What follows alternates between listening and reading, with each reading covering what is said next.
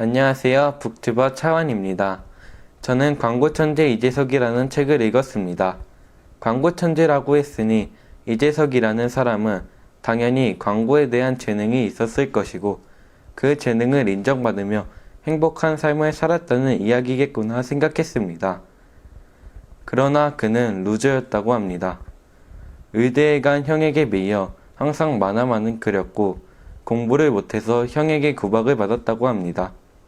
중학교에 올라가서는 수업 태도가 불량해서 선생님께 혼났고 고등학교에 진학하면서 그림을 잘 그리면 대학에 갈 수 있다는 말을 듣고 그때부터 죽을 힘을 다해 그림을 그려 지방에 있는 대학에 입학을 한 후 광고 공모전에 꾸준히 응모를 하였지만 상을 받은 적은 없었습니다.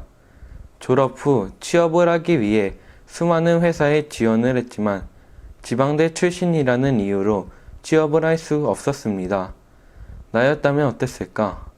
지금 내가 살고 있는 곳도 지방인데 지방에 살고 지방에 있는 대학에 다니면 능력이 있어도 기회가 없는 걸까? 라는 생각이 들어 기분이 좋지는 않았습니다. 그런데 반전은 이재석은 우리나라에서 자기를 받아주지 않자 외국으로 가 공부하기로 결심하고 미군 부대를 오가며 영어를 익혀 뉴욕 명문사립대 스쿨 오브 비주얼 아트에 입학하게 됩니다. 그때부터 광고 공모전에서 상을 타기 시작했다고 하는데 외국에서 공부를 했기 때문에 상을 받게 된 것인지 이미 능력이 있었으나 한국에서는 여러 가지 상황, 즉 지방대 출신이라는 한계 때문에 상을 못 받은 것인지 이해가 잘 되지 않는 부분도 있었습니다. 피우면 피울수록 생일잔치는 줄어듭니다. 라는 광고와 자기 전에 많이 먹지 마라. 많이 먹으면 살찐다.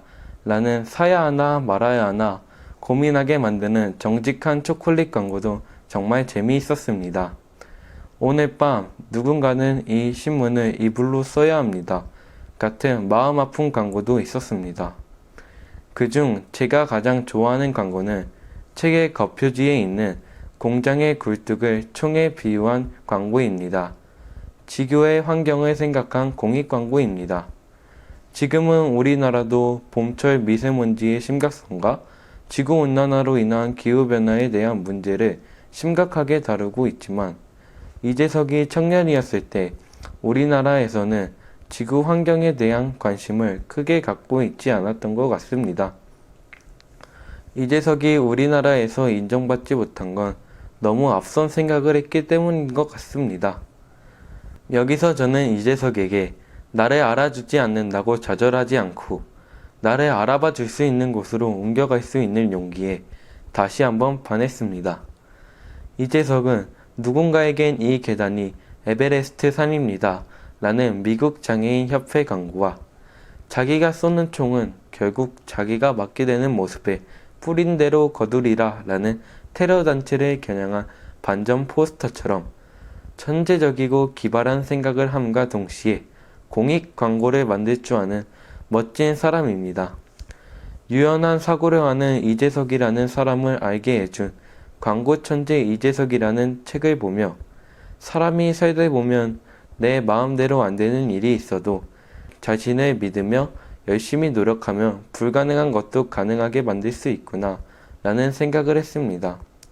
이재석의 연대기를 보여주며 힘든 상황을 이겨내고 수많은 멋진 광고도 함께 소개한 광고 천재 이재석은 정말 제겐 뜻깊은 책입니다.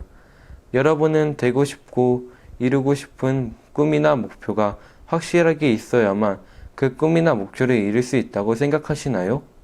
저는 그림 그리는 걸 좋아해서 꾸준히 노력한 이재석처럼 내가 잘 할 수 있는 일을 찾고 하고 싶은 일로 인정받을 수도 있겠구나 하는 생각을 이 책을 읽으며 했습니다. 이재석은 자기 자신이 좋아하는 것을 열심히 노력했습니다.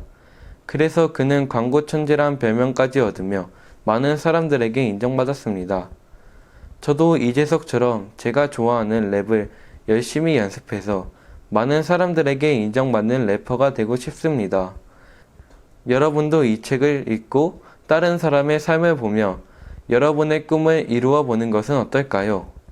여러분의 인생에 큰 의미가 될 수 있는 책, 광고 천재 이재석이었습니다. 감사합니다.